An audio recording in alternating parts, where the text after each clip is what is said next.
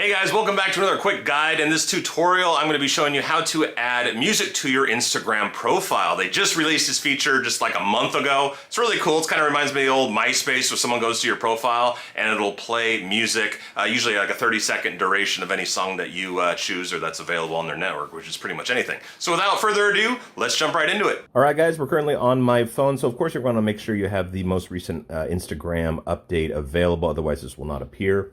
We're going to launch Instagram.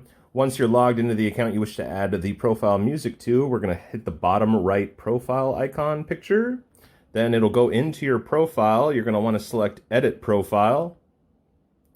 Then you're going to want to scroll down till you see Music. There's a music section now. You click to add music. Click the little plus sign to add a song.